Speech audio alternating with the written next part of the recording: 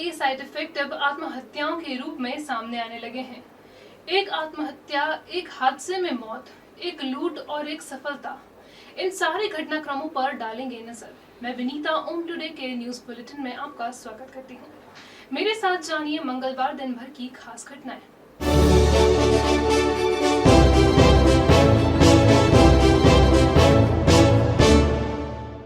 Vivekananda colony में रहने वाले एक इंजीनियर ने फांसी लगाकर आत्महत्या कर ली है।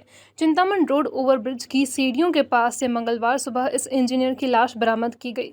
शुरुआती जांच में सामने आया है कि लॉकडाउन में जॉब चले जाने के बाद वे आर्थिक तंगी से गुजर रहे थे।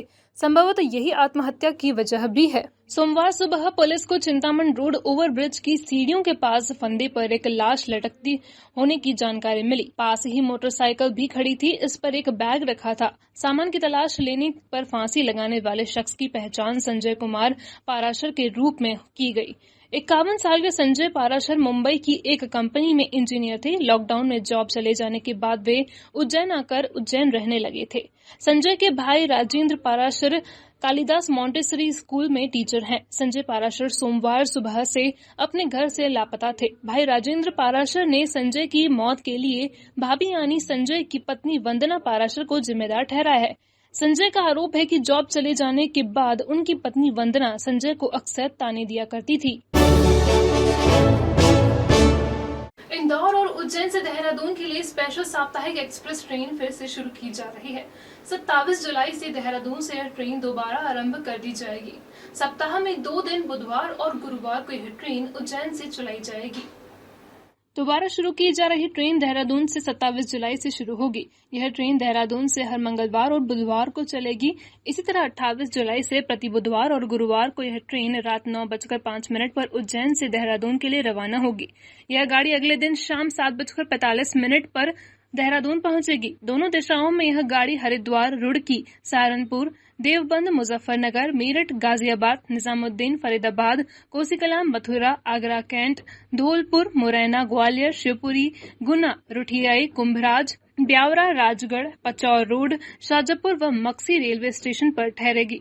देहरादून स्पेशल एक्सप्रेस 24 जुलाई से इंदौर से शुरू होगी। यह ट्रेन इंदौर से प्रति शनिवार और रविवार को शाम 6:40 पर चलकर रात 8:40 पर उज्जैन और अगले दिन शाम 7:45 पर देहरादून पहुंचेगी। इंदौर से उज्जैन के रास्ते बरेली तक के लिए भी स्पेशल साप्ताहिक ट्रेन दोबारा शुरू की जा रही है। बरेली से यह ट्रेन 28 जुलाई को और इंदौर से 29 जुलाई को शुरू होगी। इंदौर में यह ट्रेन प्रति गुरुवार शाम 4:47 आरंभ होकर शाम 6:10 पर उज्जैन और अगले दिन दोपहर 3:20 पर बरेली पहुंचेगी। इंदौर बरेली साप्ताहिक एक्सप्रेस ट्रेन को Aonla, Chandausi, Bahjoi, Aligarh junction, Agra fort, Agra cantt, Gwalior, Jhansi, Bina, Sant Hirdaram नगर, सीहोर, शुजालपुर, बेरछा, उज्जैन और देवास स्टेशन पर ठहराव दिया जाएगा। वर्धमान नगर में सोमवार रात इंदौर से बहन के घर उज्जैन आए एक युवक पर उसी के जीजा ने चाकू से हमला कर दिया। घायल युवक की हालत गंभीर होने पर मामले में प्राणघातक हमले का अपराध दर्ज किया गया है। यह घटनाक्रम चिमनगंज थाना क्षेत्र के वर्धमान नगर का है। इस कॉलोनी में किराए के मकान पर रहने वाले मधुसूदन और उनकी पत्नी के बीच आए दिन विवाद होते रहते थे। इंदौर के केसरीपुरा में रहने वाला साला अभिषेक कुमावत सोमवार को इन्हें समझाने उज्जैन आया था। यहीं जीजा मधुसूदन और साले अभिषेक के बीच विवाद हुआ। विवाद बढ़ा तो मधुसूदन ने अभिषेक पर चाकू से हमला कर दिया। बड़नगर रोड पर चंदूखेड़ी और नलवा गांव में हुई चोरी की 2 वारदातों का पुलिस ने खुलासा किया है। दोनों ही वारदात में मामले में 2 चोरों को गिरफ्तार किया गया है। इनके पास से आयशर ट्रक और 28 कट्टे लहसुन बरामद की गई। गिरफ्तार किए गए आकाशोदा के धर्मेंद्र सिंह और बनियाखेड़ी के भगवान सिंह के 3 और साथी फरार हैं। पुलिस चोरियों के मामले में इनके साथी रुपेटा निवासी भोला, झांझखेड़ी के बल्लू और भाटी सूडा के कमल को तलाश कर रही है। 6 जुलाई की रात इन 5 अपराधियों ने चंदूखेड़ी गांव के मुख्य सड़क पर पार्क की गई एक आयशर गाड़ी चुरा ली थी। इन्हीं आरोपियों ने 3 से 4 जुलाई की रात नलवा गांव में किसान कमल सिंह अंजना के गोदाम से 70 बोरी लहसुन और 4 बोरी सोयाबीन भी चुराई थी। आरोपियों ने आयशर ट्रक को नागदा में एक पेट्रोल पंप के पास छुपा रखा था।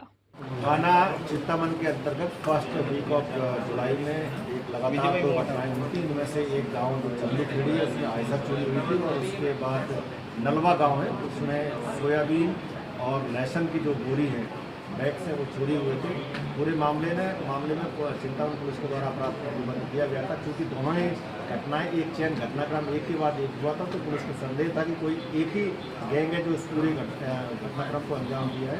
पुलिस ने अब तक इसमें चोरी गई जो आइसर है उसको जब्त किया है। जो चोरी गया लहसुन और सोयाबीन है, लगभग 10 लाख से भी अधिक का माल मसूल जब्त किया गया है। 2 आरोपी को गिरफ्तार किया गया है। एक आरोपी जो फरार है उसकी तलाश में टीम जुटी हुई है और इसके ऊपर इनाम की घोषणा भी की गई। फिर एक महिला बनी शिकार, एक और चैन स्नैचिंग।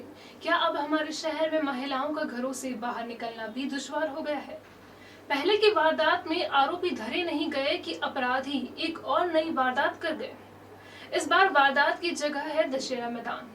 सोमवार की रात दशहरा मैदान में रहने वाली योग टीचर मेनका पाहवा घर से बाहर अपने कुत्ते को घुमाने निकली थी। पूर्व मंत्री बाबूलाल जैन के घर के नजदीक एक मोटरसाइकिल सवार युवक उनके नजदीक से गुजरा। उसने मेनका पाहवा के गले पर झपट्टा मारा और सोने की चेन खींचकर तेजी से पुलिस कंट्रोल रूम के सामने से होते हुए चंपत हो गया। पिछले 1 महीने में महिलाओं के गले से सोने की चेन या मंगलसूत्र झपटे जाने की यह चौथी घटना है। अवंतीपुरा, लक्ष्मीनगर, देवास रोड पर शर्मा परिसर के पास और अब दशहरा मैदान में वारदात। चारों ही घटनाक्रम में एक बात कॉमन है, चेन लूट करने वाला अपराधी मोटरसाइकिल पर अकेला ही था। एक और चीज कॉमन है, पहले की ही तरह इस वारदात का भी पुलिस के पास कोई सुराग नहीं है। जयसिंहपुरा में जीवाजीराव वैधशाला के नजदीक सड़क हादसे में 60 वर्षीय एक बुजुर्ग महिला की मौत हो गई। यह महिला भाई के साथ बैठकर मोटरसाइकिल पर मायके से ससुराल जा रही थी। महिला के साथ 10 साल की पोती भी थी। दुर्घटना में बुजुर्ग महिला की मौके पर मौत हो गई, लेकिन बालिका को खरोच भी नहीं आई। हादसे में मौत का शिकार हुई बुजुर्ग महिला का नाम लीलाबाई परमार है। आगा रोड पर जयरामपुरा में उनका घर है। लीलाबाई पोती पायल के साथ लेकर आकासौदा गांव में अपने मायके में गई हुई थी। मंगलवार सुबह भाई भंवरलाल परमार उन्हें मोटरसाइकिल से वापस जयरामपुरा छोड़ने जा रहा था। वैधशाला के नजदीक पीछे से आ रहे ट्रैक्टर ने इनकी मोटरसाइकिल को टक्कर मार दी। ट्रैक्टर के पहिए की चपेट में आकर लीलाबाई की मौके पर ही मौत हो गई। भंवरलाल के भी कंधे पे चोट लगी है। बारिश का हमें, आपको, खेतों को, फसलों को, सबको बेसब्री से इंतजार रहता है। सोमवार मंगलवार के दरमियान रात शहर में बारिश हुई भी। लगभग 1 इंच पानी बरसा, लेकिन आपको शायद ये जानकर हैरानी होगी कि शहर के पेयजल स्रोत गंभीर बांध में उल्टे पानी कम हो गया है। मंगलवार तड़के शहर में बरसात हुई। वैधशाला में रात भर बारिश का माप 24.4 मिली यानी 1 इंच के लगभग दर्ज हुआ। सड़कें तरबतर हो गई, कुछ इलाकों में पानी भी भरा, लेकिन गंभीर बांध के कैंचमेंट एरिया से बरसात अभी भी रूठी हुई है। पिछले 4 दिनों से गंभीर बांध से पानी कम होता जा रहा है। 4 दिन पहले का बांध का जलस्तर 153 MCFT था। मंगलवार सुबह जलस्तर 141 MCFT मापा गया। शाम तक भी यह स्थिर ही बना हुआ था। तराना तहसील के एक गांव में रहने वाली 21 साल की एक बालिका मंगलवार को पुलिस कंट्रोल रूम पर पहुंची। इस बालिका ने एडिशनल एसपी को जो कुछ भी बताया वह समाज में आज भी महिलाओं के प्रति रूढ़िवादी नजरिए का एक सटीक उदाहरण है। 21 साल के देहात क्षेत्र में रहने वाली इस युवती ने एडिशनल एसपी अमरेंद्र सिंह से मुलाकात की। इस युवती ने बताया कि बेरछा जिला शाजापुर के गांव जहानपुर का सरपंच सौदान सिंह और उसके परिवार के सदस्य राम सिंह उससे 21 लाख रुपए की मांग कर रहे हैं। राम सिंह खुद को इस बालिका का पति बताता है और 15 साल पहले इस बालिका से शादी होने का दावा करता है। 15 साल पहले इस बालिका की उम्र महज 4 साल थी। बालिका के माता पिता नहीं हैं। वह बचपन से अपने मामा के साथ रहती है। बालिग होने पर वह अपनी मर्जी से शादी करना चाहती है, लेकिन सौदान सिंह इस राह में रोड़ा बने हुए हैं। सर मेरी 15 साल पहले वो बता रहा है कि शादी हुई थी तेरी, और मुझे मालूम नहीं है मेरी शादी हुई। तो जान की धमकी देता है और वैसे बोलता है, तो नू बताता है कि तेरी शादी हुई थी, तो मुझे मालूम नहीं शादी हुई थी। तो मेरी दूसरी जगह सगाई होने के होती है तो वो धमकी देता है, उसको भी मार दूंगी मैं, ये कर दूंगी। तो वो भी नट गया, दूसरी जगह सगाई होती थी उनके, मैं भी सगाई नहीं करता हूँ उनके। तो 17 लाख रुपया मांगे और रकम मांगे बेहें का पैसा लें, तो फिर मैं क्या करूँ सर, मेरी जान को खतरा है। वो नहीं जो धमकी दे रहा है?